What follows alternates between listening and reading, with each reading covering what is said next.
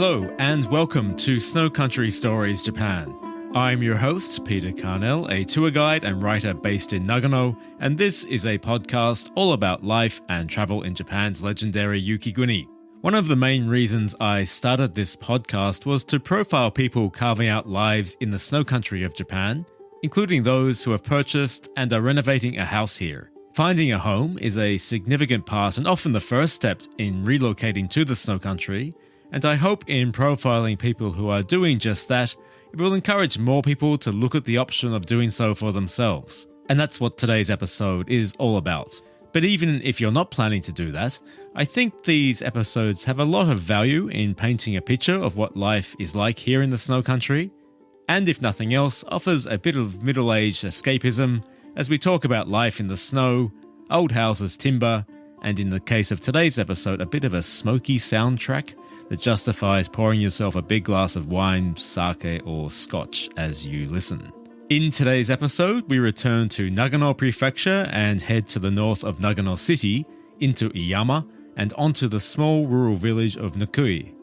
It is here, in the very picturesque and quiet Nukui, that I speak with Gianpaolo Camplese, a craftsman in the process of renovating a traditional Kominka, that's a traditional farmhouse, into a home for himself and his family.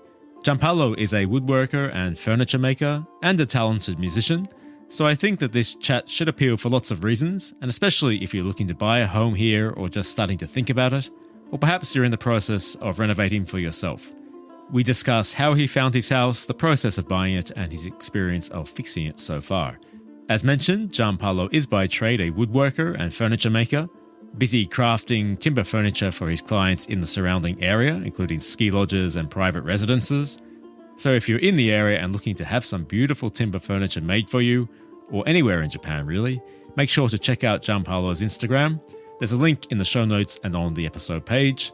A talented musician, we also discuss his music, which you'll hear a little of in the second half of the interview. Links to a couple of property websites covering this area of Nagano are included on the episode page, where you'll also find more information, images, and a map showing you where we are in the snow country today. So make sure to check that out on the Snow Country Stories Japan website, snowcountrystories.com. You can, of course, also follow the podcast on Instagram, Facebook, and X by searching Snow Country Stories Japan. And if you haven't already, please remember to subscribe to, review, and share the podcast on whichever pod app you're listening on. It makes a huge difference. I'm happy to report that on the night of our interview, after I'd headed home, the area in which Gianpaolo lives received a very good dump of snow, and it's been falling steadily ever since. The interview was recorded in his house, so I'd like to extend a very big thank you to Gianpaolo for making time to speak with me and welcoming me into his lovely home. I hope you enjoy.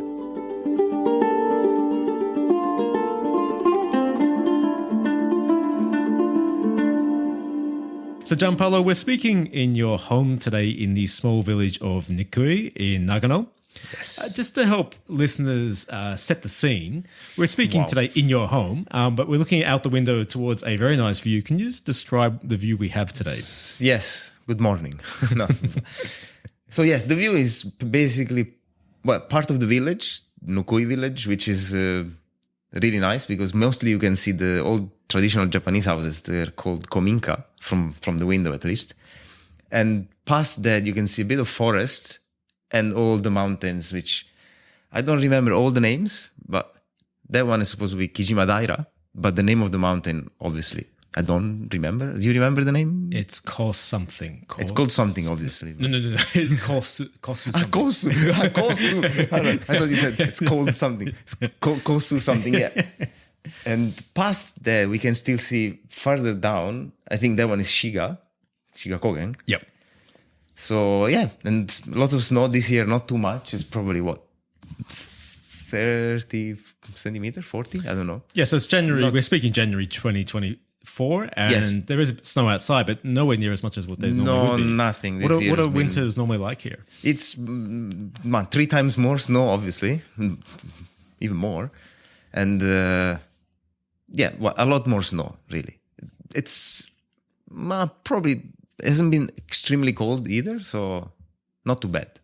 But There's much more snow usually. Yeah, much more than this. Yep.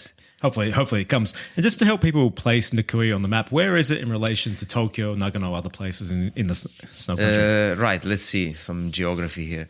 So, Nukui is a village part of Iyama City, which is north. I think it's the northernmost town in Nagano. Is it? After this, I think it starts Niigata, right? Northernmost city. Well, it's not city, whatever. No, but they use that word quite loosely. Yeah. Whatever. You might be right, actually, because you wouldn't go much further up and then you're into Niigata. This is behind, the mountain behind here, actually right behind this village, which are called Sekida Toge or something, and Nabekura Yama. And after that, that's Niigata already. Yep. At least from this side. That side I don't know very well. Yeah, but yeah. So I think this is northernmost town, and Nukui is the very end, going north from Iyama. Iyama is, where is Iyama? Well, north from Nagano City, 1.5 hour, 40 minutes from Tokyo with Shinkansen. There's a Shinkansen station in Iyama, so pretty convenient. And we're about 30 minutes drive up the road from from the station, actually. Nukui. And how would you describe Nukui as a place to live? What's life like here? It's paradise. For me, obviously.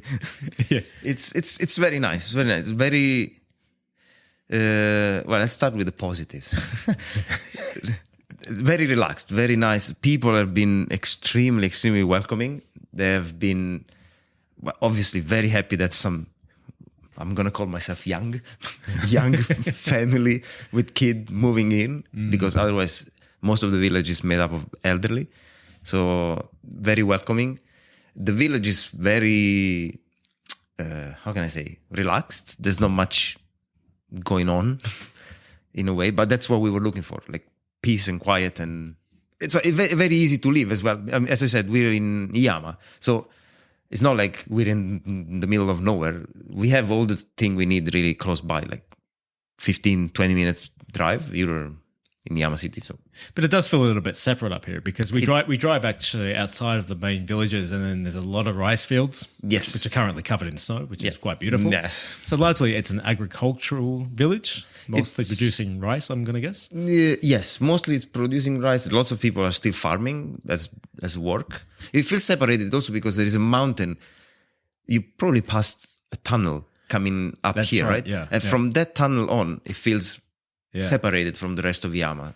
Yeah, so quite secluded. I like it. Yeah, and everybody says, this side of the tunnel gets much more snow than the rest of Iyama, which is true. It's a bit higher, obviously. So. Oh, notably, actually, driving up today. Actually, once I went through that tunnel up to this area, the snow, when I arrived, as I said to you, the snow up here is in really good condition. There's not a huge amount yet. No.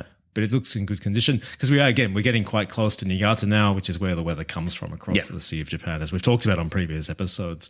You mentioned to me that the population of the village is only about 100 people. Is that about 100 people? Yes. Yeah. Spread in about 100 houses. And most of them getting on in terms of years. Yes. Most of them, as I said before, there's, I think, 6 kids, and then there's a gigantic gap, and there's a few people like they're in their 40s, and the rest is above 60 and well above 60, 80s as well. Yeah, empty houses, or the potential of a lot more empty houses in the years to come up here. Yes, definitely. Yeah. And how many foreigners are living up in this area? Surprisingly, 2. Me and there's Australian guy also that moved here before me, actually. I think 4 years ago. Has been here already for 4 years, I think, about. And also for the people who were born and raised in this village, it's very alien to have suddenly foreigners living here. They come to me like, what are you doing here? Why are you here? Why do you like this place? So that's a question I have for you. Being a foreigner, living in a small village, do you feel accepted? What's the life like? We feel very much accepted, yes.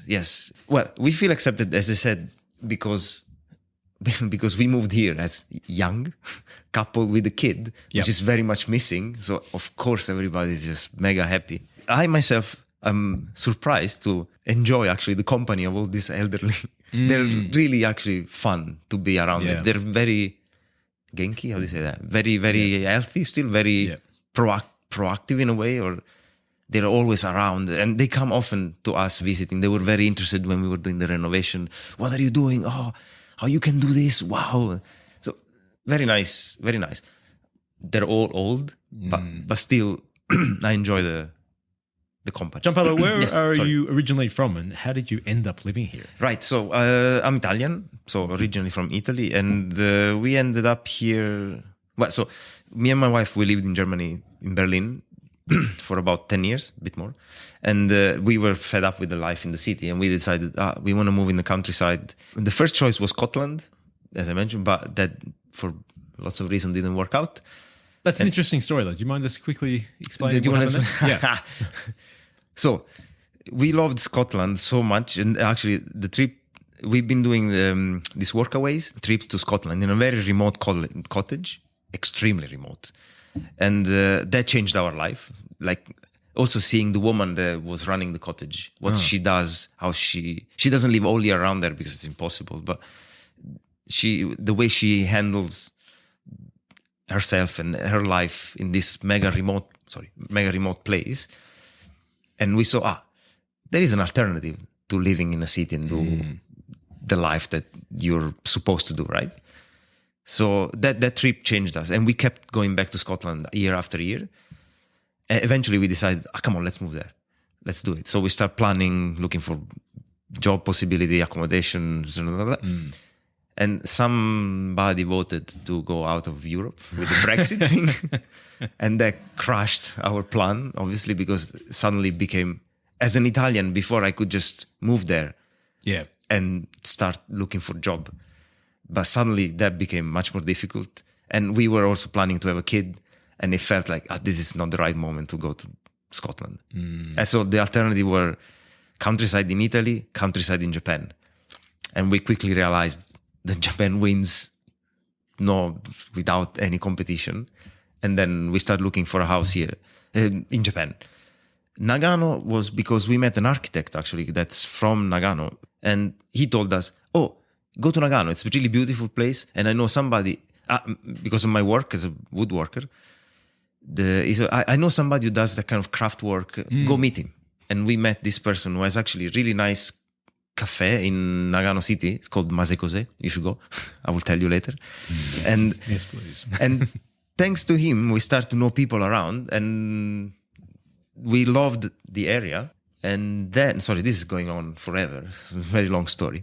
Keep going. And then from this tiny cafe in Nagano City, this friend of ours, he introduces a baker who lives in a tiny village called Kinasa between Nagano City and Hakuba. And we thought, man, this place is fantastic. We want to move here. This is beautiful. While this all madness, moving back from Germany to Japan, having a baby, we managed to move to Kinasa on a rental house. And we stayed there for 8 months. And we realized life here is impossible. There is nothing. There's nobody. The closest supermarket is 40 past Nagano City, minutes drive away in Nagano City. And the drive is insane, really winding roads in the mountain. It's beautiful, but when you're in a hurry, it's very... Especially in winter, Especially in winter. So we said, okay, this is impossible to live here. And while we were thinking, let's look for another place, we met Rich, which was in your podcast. Yeah, Rich was my guest in episode 2 of this podcast a long time ago. Yes, that's right. And he told us, come take a look at Yama. Okay. And he drove us up here, this village, Nukui, for the first time we came here. And we saw this village and we thought, fantastic. Let's try to find a place. Also, we met a construction company owner who offered me a job as a carpenter. And the job and a house for renting while I was supposed to work for him. So we said, okay, let's do that quickly before winter. We moved in Togari, actually, which is a bit down the hill. Just down from us, Yeah. I never ended up working for them because my own job started to get more and more. So I told them, sorry, I can't work for you. But we still could rent the house for 3 years. And in those 3 years, we started looking for a house to buy. And we found it here. So the process of finding this house, when you were actively looking, how long did that take? And was the process of buying the house complicated? Well, let's start with buying the house. Buying the house was not complicated at all. Well, the reason is my wife took care of it. But it wasn't that difficult. It was the process of buying it, like the paperwork and things like that, went pretty quick, relatively quick with those bureaucratic stuff. And it was, I think, there wasn't any major problem. Finding a house was very difficult because, well, first of all, we were very picky with the location, especially location. Not much the house. The house as well, but location was the most important thing. We didn't, because you can't change it, obviously. The house, pretty much you can change whatever you want, but the location is there. There are a lot of details and that we were a bit picky about, so it took long. But I think it takes long in general. It, again, depends on the people. I think everybody has different ideas of what they want. But I think it takes long because you don't access empty houses easily by like looking at internet or IKEA Bank, this kind of stuff. For us, was driving around and talking to people a lot, and especially my wife, because my Japanese is a bit shaky. so we went just looking. Every time we saw somebody working their land or doing some work outside, konnichiwa, blah blah blah. How do we like the place? We're looking for a house. Going there with a small child helps. Yeah, a lot, obviously. And talking to people and asking, do you know any empty place? So there are tons of empty places, but lots of them are not on sale. Yeah, so estimated. I think I mentioned this in an earlier episode. Estimated 3% are available are listed for sale. Yeah. Yes, it's a big problem. It's a massive problem. And so, when you found this house, what appealed to you about it? Like, why did you decide So we came here actually to see this house, not with the owner the first time, but with the neighbor who told us, this might be on sale. And we actually walked from the street, which is in the back of the house, in the front of the house. And we saw the front. We didn't see the house. We saw the view. I said, we don't need to see the house. We're buying it. Yeah. It's fine. This is fine. Because the house inside, we know how it is. It's a Kominka. Inside, they're all the same. They have this. Yeah, true, right? Yeah. This questionable renovations done in the 60s, 70s, whatever. And they all look exactly the same, really. Yeah. So you know what to expect. There are different conditions. Some of them not very well kept. Some of them very well kept. Yeah. But pretty much we know what's inside. So. And then obviously I made contact with the owner, and from making contact with the owner to actually making the purchase, how long did that take? So first of all, the owner asked us, are you sure you want to move here? Like a million times before we buy it. But after we saw the house and we talked, just me and my wife, what do you think? What do you think? Yes, sure. We decided pretty quick. I don't remember exactly what the timeline, but it didn't take long. One thing wasted a bit of time, was a bit delayed, the buying, was we also bought all the agricultural land that comes with this. And to buy that, we needed to do some extra paperwork to become licensed farmers or something like that. But that only happens, I think, twice a year. There is a bit of a rule for the agricultural land. So I think that probably took a bit longer. Yeah, no, that's a good point. Because you mentioned to me this house came with, obviously, agricultural land and some forest. Well, we have all the land around the house, which used to be 2 rice fields and a bit of vegetable garden, I guess. Plus, I don't remember, 8 or 10 rice fields and I think 4 farmland bits, and I think 3 chunks of forest in the mountain behind us. And which you mentioned you don't know exactly where they are. Yeah, which is quite typical. Yes, it's very typical. And we have a map which is completely useless. I have no idea where the map is pointing at us. What the hell? But I think it's kind of one of the charms of buying one of these places. Yes, right? But I do want to figure out where my forest is. Yeah. I will. What do you know of the history of the house? Like, how old is it? The previous owner, which he didn't care at all about this house, so it was hard to get information from him. But he said his family's been living here for at least 150 years. The house is probably a bit older than that, 160, 170, something like that. Not crazy old. But the thing is, he doesn't know. So it might be older than that. I don't know. We found in one of the chest of drawers that were abandoned here, some paper that was with the dates much older than that, more than 230 years ago. Really? But we don't know if somebody brought it in when they got married, or if there was probably a previous house before this one was built. We don't know. We found some coins there from Edo time, so lots of old stuff, but I don't know if the house is that old. I don't think so. And so obviously we're sitting in your kitchen living area now. Nice. Very nice. Wood burner behind us, very toasty, with your lovely furniture, which we'll move on to, the furniture which you made yourself, looking out to the view towards the mountains. Fantastic. Amazing very stuff, comfortable. yes. But so run me through, what have you done so far to the house, and what further plans do you have? Well, first of all, lots of demolition. One of the things we were looking for when we looked for a house was a house that was in very terrible condition, so that we could pay as less as possible to buy the house. You are specifically were looking for that. Yes. Yeah, okay. This is non-livable, so we're paying you nothing or as less as possible.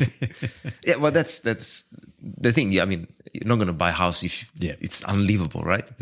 So we said, and this was quite bad condition, so it was perfect because we didn't want to live in a house that was renovated in a way that we don't like. Yeah. So we said, okay, this is great. We demolish everything and replace everything. So we had to change all the name of this in English, a bit tricky, but all the stuff that are under the floor, I think they're called joists, under floor joists, yep, I guess. I think that's correct. So everything we had to remove. I have to remove. So the tatamis, and then these boards that you can actually see that became the floor were under the tatami, and I reused them to make the floor. Yep. And then under this, there was all those joists were resting on stones. Yeah, so it's the timber frame just literally sitting on the stone. Sitting on the stone, just that. You're not connected. So, but when the carpenters started to redo the work, they said you have to remove everything, including the stones, so that they can put new small like concrete bits that's much stronger, also much straighter, and so we had to redo all the foundation, but not the outer foundation, the inside bits. Yes, after the floor, they redid some of the walls and plumbing and electricity, really. But they left everything quite bare because the rest I wanted to do by myself. So I finished the rest by myself: the floor, the walls, obviously the furniture. In some areas of the house, we can see up into the ceiling. Yes, the original thatch roof, which is now covered. Which is pretty typical of a lot of these older Kominkas. It's covered externally, but you can see the original thatch on the inside. It looks like it's in pretty good condition.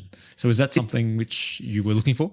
Not necessarily. As long as the roof stands, we're happy. But it's in good condition partially. Not everywhere is great, but the roof wasn't much of a concern anyway, because I mean, if the house is still standing, the roof is probably fine. And what's the next stage for you? 'Cause I know your renovation is not complete. Yes, we just renovated the living room, kitchen area, and the sleeping room, and all the toilet, shower area, and things like that, and the entrance. And for this year, the next step is to renovate this other room called zashiki, which is the guest room, or where you receive guests. Used to be, at least, the nicest view, by the way, from their room. That's why. Is that? Yes. And we're gonna renovate that, and the kids' room. We have a child, and he's gonna have his own room finally from next spring. It's really for you and Mum to give you your space to get him into his own space. Yeah, of course. But I think he also needs his own space at some point. That's also one reason we didn't want to stay in the city, because Berlin was great, but every city has, I think, that problem, the space, right? Yeah.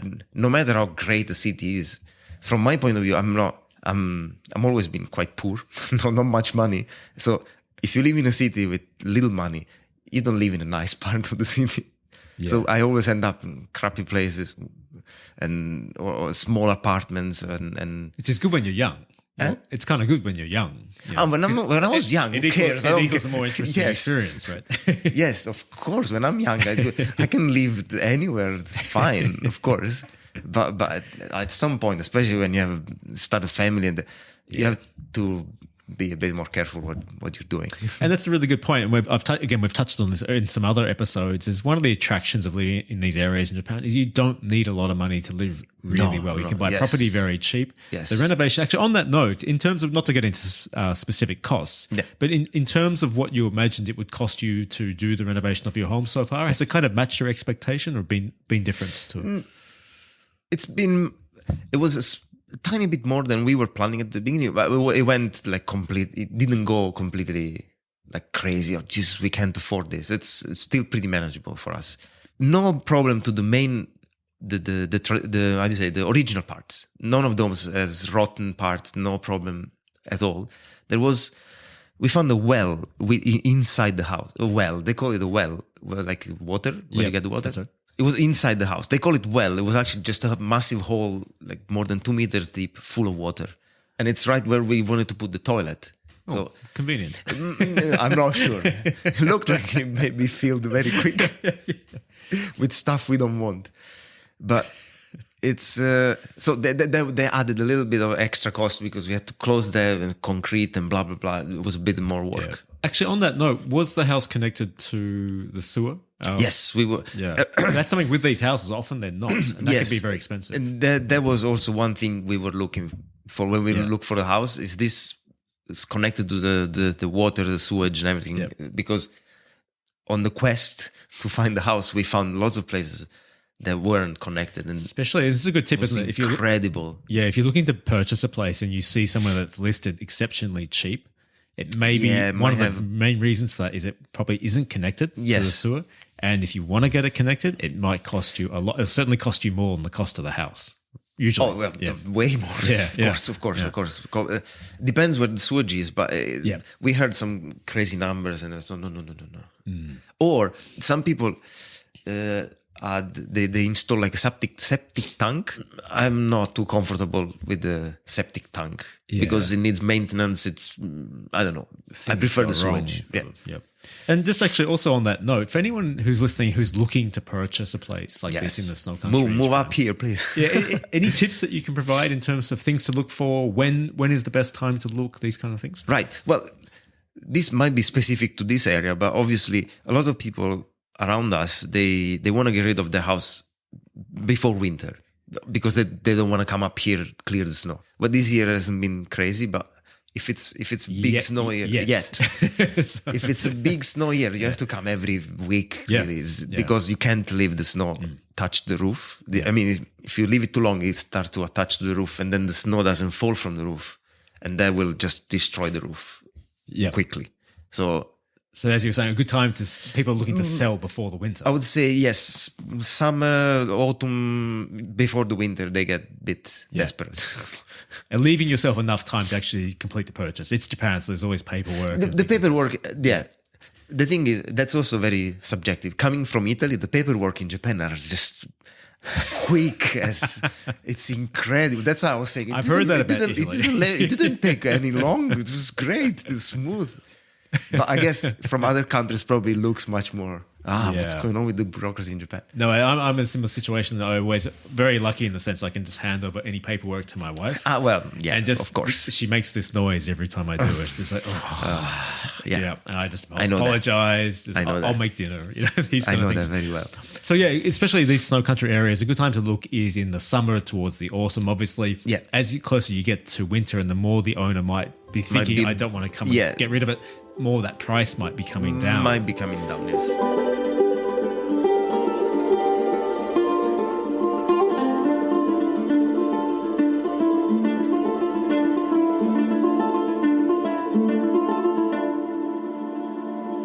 Now, Gianpaolo, you already touched on the fact that you are a woodworker. So obviously, renovating a house probably comes somewhat naturally to you. I had to learn a lot very quick. But I'd like to jump into this, if you don't mind talking about the work that you do, because you do sitting here doing the interview, sitting on your beautiful furniture which you've made. Yes. So talk to me about your career as a craftsman. How did you get started and get to this point? Again, everything starts in Scotland. Because when we were doing this work, I always liked doing things when I was a child. Also, my father is a pretty handyman doing stuff at home, obviously. But the trip in Scotland, again, changed me also in another way. Like, when we were staying to one of the work that suddenly I was tasked to do was fixing a greenhouse made of like wood framing greenhouse. And I had no idea what to do. And this grandpa just gave me a book and a hand plane. Here, look in this book, how to fix this hand plane, how to fix this hand plane, and then fix the greenhouse. I said, what are you talking about? But that was very interesting. The book was explaining how to care for the hand plane, and then I kind of fixed it. Well, now looking back, it was a terrible job I did. But anyway, I kind of enjoyed that process of the hand tools and the woodworking. And then I went back to Berlin, and then we kept going back and forth to Scotland, obviously. But when I went back to Berlin, I started to buy a couple of tools and do a little course on woodworking in Berlin. And then it became more and more like a very serious hobby, and extremely serious, actually. And that's how I started, really. And when we decided, okay, we don't want to live in a city anymore, and I thought, okay, maybe so I wasn't woodworking before that. I was a professional musician for very many years. Yeah, which we also need to talk about. Yes, later. So that was what I was doing in the city. But obviously, if you don't live in a city, being a musician, it's very hard to make a living. Just unless you're famous or something, I don't know. And then I thought, okay, maybe this is the chance. Music, from being professional musician, music becomes the hobby, and the woodworking becomes the job. It's probably more likely to make money out of that in living in the countryside. And and then I kind of switched those two around, and that's how everything started. And you mentioned that when you actually first moved to this part of Nagano, you were offered a job as a carpenter, but you never ended up doing it because you just started doing commissions for yourself. Yes. So yeah, I never worked for this company who offered me the job, because after we moved here, I started receiving commissions from people. Well, the first one was Andre, actually, this other foreigner that lives in Nukui. The original foreigner. And so he asked me to make something, and after him, other people came, and it kept growing without me doing much. I'm very grateful, very lucky with that. Just, how do you call that? Word of mouth? Yep. Yeah. And and at the end, I didn't work with this company at all. I said, sorry, I just don't have time. I just keep getting commissions. Fantastic. Which is, I'm very happy. Yeah. They were very understanding of it. They said, it's fine, no worries.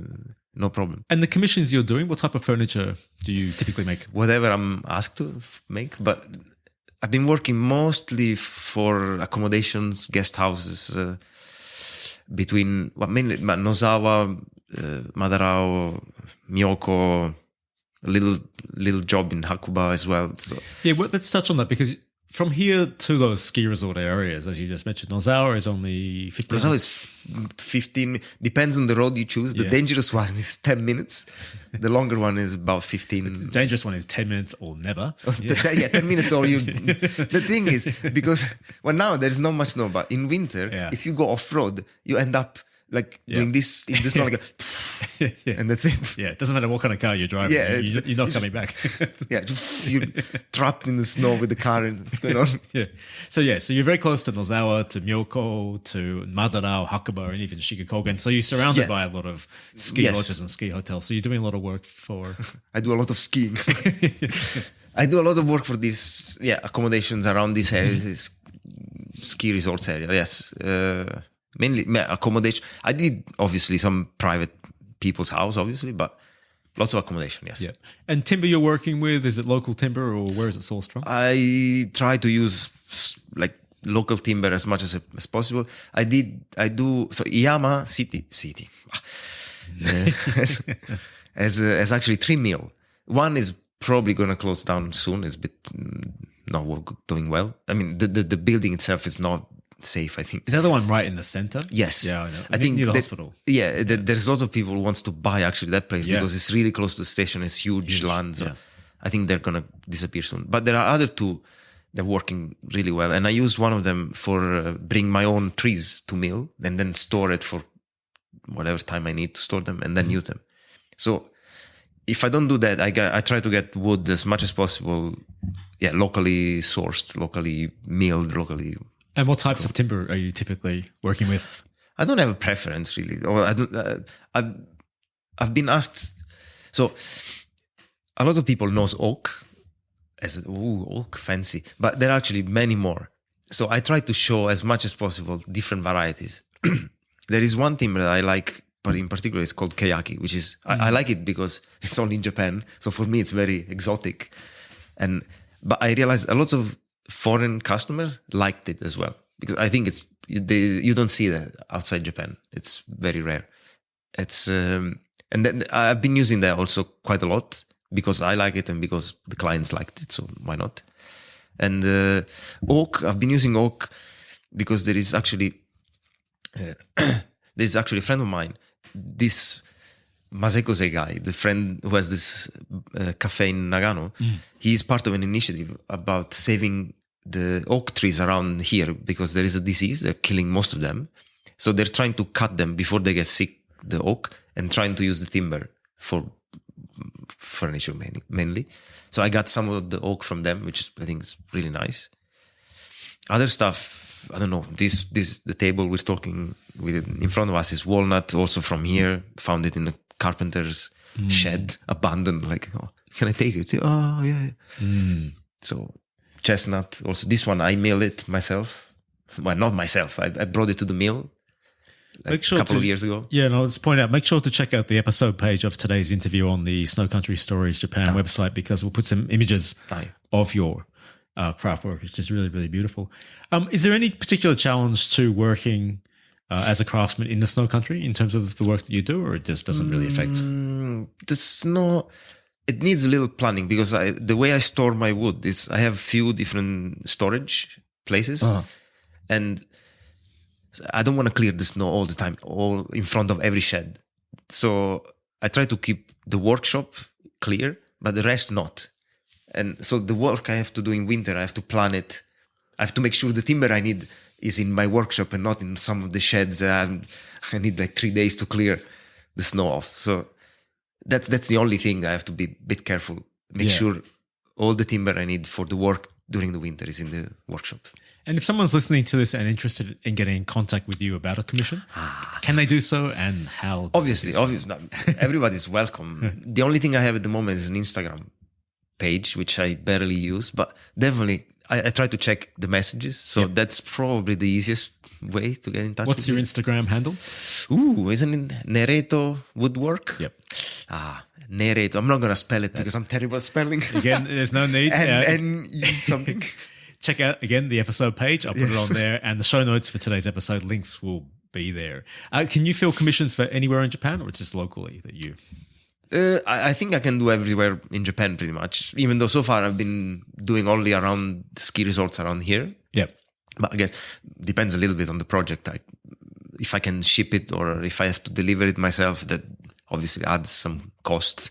But pretty much, definitely everywhere is fine. If you're listening to this and you're in the area, if you're in the snow country, particularly if you're running a ski lodge, restaurant, something, and you're looking for really nice furniture, have a look at Gianpaolo's Insta. Get in touch about that. Thank you. The final thing I want to talk to you about is that prior to the interview, I discovered you're a very talented musician. Now, very talented. Well, I'm coming from somebody that to this stage of my life has demonstrated no musical ability. I really admire people that do. So my understanding, you're a drummer, you're a composer. Yes. Are you performing at the moment? Performing? No, not really. As I said, moving to the countryside here, I was already planning to give up most of that life, obviously. I'm still doing long distance recording with some of the musicians I used to work in Berlin and in Italy, but very few. And in the last 6 months, it's been just madness trying to finish the house and all the commissions. Obviously, everybody wants everything done before the snow and before the ski resorts are open and everything. So the last month and a half of the year, I'm always overwhelmed with people asking me the last minute thing, like, can you fix this? Can you do that? I need it by tomorrow. What? But so it's been a bit. The music has been the last probably 6 months, not very much. Describe part of my life. Describe your music to me, to my listeners. My music? Yeah. Well, I don't know. Weird stuff, let's say. I don't know. I've done a lot different music stuff, and well, let's not go too much back in time, but mostly a lot of jazz and lots of more like, I don't know, experimental. No, it's not experimental. Like, I don't know. The last few years in Berlin was a lot of electronic, crazy stuff I've been doing, and I enjoyed it a lot. But I don't know if the listeners enjoy that a lot.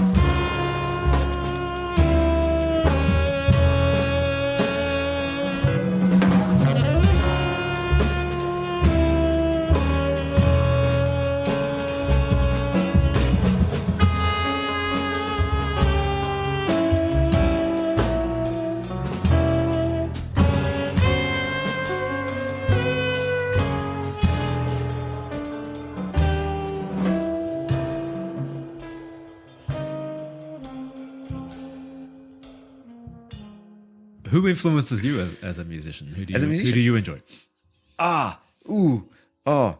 This is difficult. I don't have one particular type of music I enjoy the most. I try to listen as much as possible to everything, literally everything, from some pop to jazz, classical music, like contemporary classic composer, which is really write like, I don't know, symphony for a wooden box and 3 clarinets. I try to listen to everything as much as possible. I'm not. A couple of things I don't listen probably is country music. It's really hardcore metal, which I used to like when I was a teenager, but now I can't. Really? Yeah, a little bit, but now no. And there's some really too cheesy pop stuff. Do you know what I like? Yes. And I have a question for you. Maybe can you answer this question? I don't know. Opera. Mm-hmm. Oh, take that. Now, opera, it really appeals to me because I think I don't understand what is being sung about, right? But the emotion comes through. All right. It's like enka, the Japanese enka. Yeah. It's the emotion that comes through. I'm curious, does it lose that appeal if you actually understand what is... Now, it's maybe hard for you to put yourself outside of you. You can understand what is being sung Yes. about, right? Because sometimes when I have watched it online, and they are subtitles. Yeah. All right. Never seen it. Yeah, I kind of feel like maybe it kind of almost loses something for me. I actually like the fact I don't understand because it's just then you're feeling the emotion. But right. To tell you the truth, so if I listen to opera, I understand, but not everything. Because the way, first of all, it's been written in a really old Italian, which is some of the words and some of the pronunciation were different. So, and also the way they sing it is often not clear, but because to sing a word, sometimes it takes like, I don't know, 15 seconds. What are you trying? One syllable at a time. It's like, wait, I lost the beginning. What was he trying to say? So it's not clear for Italian either. But you do, of course, I guess the way they were written is like the key words, they come out, obviously. So they're clear. Yep. What's the meaning of what's happening. But not all the details, each word is clear. So even for Italians, it's a bit muddy, the whole sentences. It's kind of a bit of a go-to for me if I'm cooking. Oh, really? In the kitchen, open the wine, I like it. Nice. I like enka as well. I don't understand what they're singing about. Wow, yes. It's always a broken heart. It's always it's very... I think opera is a bit similar, right? There's always somebody's died. Obviously. Otherwise, there's no way... There's no reason to sing anything.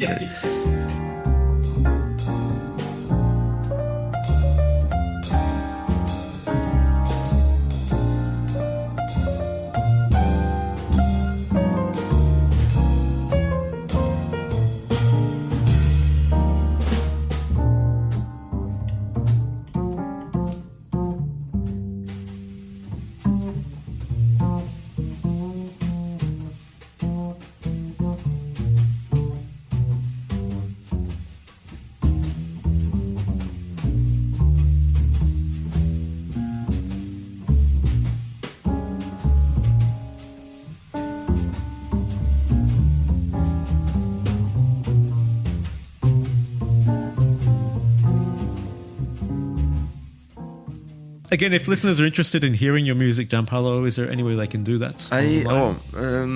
I think there is a SoundCloud somewhere, and also you have a SoundCloud. I've checked it out. And I have a website also, which is still there. I think I lost track. It was many years I've done music, so a lot of stuff don't know what happened after putting them online, where they went. Well, the SoundCloud is definitely. SoundCloud, I think, I've been listening to it, and it's wonderfully atmospheric. I mean, I'm not just being polite. Thanks. So I recommend anyone who's interested to get on there and have a listen. So, Gianpaolo, I want to say thank you for making time to speak with me. Thank you. Into your home, which I really appreciate you doing that for me. As I said, check out today's episode page for all the links to everything we've discussed. If anyone's interested in a commission with you, don't hesitate to get in touch. You're yes, here please. And happy to go ahead. So hopefully enjoy the rest of your winter. Thank you. You too. Cheers. Enjoy the rest of your winter. That's it for today's episode. Another very big thank you to Gianpaolo for welcoming me into his home. Should you be interested in getting in touch with him about a commission, you can do so via his Instagram, Nereto_woodwork. That's NERETO_woodwork. You can also listen to his wonderful music on SoundCloud and his website by searching his name, Gianpaolo Camplese. Links are in the show notes and on the episode page. On the episode page, you'll also find links to a couple of property websites covering that area of Nagano, including the Nagano Prefecture and Iyama Akiya banks. Akiya refers to empty or abandoned homes, which municipalities in Japan are required to keep a database of. An increasing number of those databases are now online in the form of property websites. Important to repeat that Gianpaolo did not find his home through the local Akiya bank, and the websites are in Japanese, but they are there as a good resource should you be interested in searching for a house in the area. If this topic is of interest to you and you haven't already, you might also want to go back to episode 2 when I spoke to my guest Rich Morgan about his renovation of a 200-year-old Kominka in nearby Togari, and episode 4 when I spoke to Murai Shota about his work finding solutions for the many Akiya, that's abandoned homes, in Nakano, Nagano. It's a topic I'll certainly be returning to. On that note, should you have any topics you particularly enjoy or would like to hear more about, get in touch via the website or Instagram and let me know. The website is snowcountrystories.com, and you can find the show on Instagram, Facebook, and X by searching Snow Country Stories Japan. My name is Peter Carnell. This has been Snow Country Stories Japan. I'll be back in a couple of weeks' time with the next episode. Until then, it's bye for now.